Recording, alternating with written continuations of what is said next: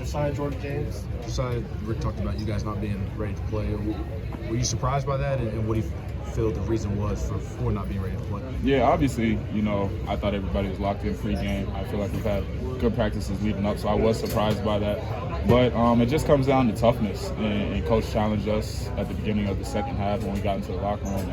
And I really am proud of the way we fought and didn't lay down and give up like a lot of teams would, or you would expect college guys to do in that situation. But yeah, we just gotta.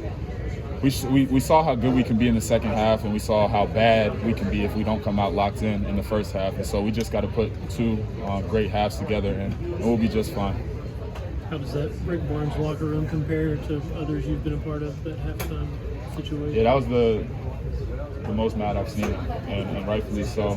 People, we're down on ourselves, but the coach really put an emphasis testing us, and our toughness, and just it wasn't about X's and O's. Credit to Carolina, they executed the way they were supposed to and the way they game planned, but they were just tougher than us in the first half. And we tried to flip the script in the second half, but that locker room talk was just testing our manhood and our toughness. And I'm proud of the way we responded in the second half.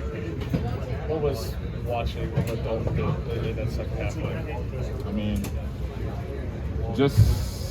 it wasn't surprising to see, because I see it on a daily basis. But he was hot, and if he gets going, that's the type of games he can have. And we just got to do better as a team. I have to do better individually of getting guys ready. But what he was able to do in that second half, keeping us alive on the offensive end, really paid off. And I'm proud of him. And I know he'll be just fine. What went so well when you guys had him bringing the ball up and putting him in ball screen situations? I mean, you got to guard him after half court. He's a 3-level scorer, and we tried to get they caught up in ball screens. We didn't think that they could guard us out of those ball screens. And Dalton's just a dynamic player. He made great shots, but he also made great reads, hitting Jonas on the short roll, hitting Cade on the short roll, and we were able to find open shots because of that. How much could that wrinkle, I guess, maybe be something that helps you guys moving through the season? I think it'd be really great. I know that obviously everybody's disappointed that we lost. We've lost 3 straight, but I'm a firm believer in everything happening for a reason. And we played well in the second half, but we did come out with the L. So we got to look ourselves in the mirror, and whoever we play next throughout the rest of the season, we got to know that we're going to get everybody's best game. North Carolina, I just talked to one of my friends on the team. He's like, that's the best game I've seen our team play so far, and we're going to get everybody's best shot, and we have to know that. Rick talked about Jonas developing into a go-to post player these last couple of games and wanting to center around that more going forward. What have you learned about Jonas these last couple of games? He's just as good as any big that we played against. Obviously, everybody talks about what he does on the defensive end, but offensively, we're starting to play through him more. We tried to implement that. That has been an emphasis in practice, the practices leading up to this. And, we have ultimate confidence in Jonas. I do as a leader. And, we're just going to continue to see him grow, and that'll change the dynamic of our offensive end. How do y'all have to adjust for however long Dalton could be out?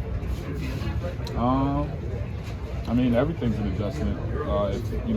But our mentality, next man up mentality, and we just got to prepare. Like I'm comfortable with anybody stepping up and taking his place. Obviously, it'll be different just because of how well he scores the ball offensively, but somebody else can come in and add something completely different that can change. So I'm confident, and whoever needs to step up will step up. We went on a 4-0, 6-0 stretch in the first half there. What were you doing to carry the offense? What were you seeing? Just being aggressive, getting to my spots and, shooting the shots I practice.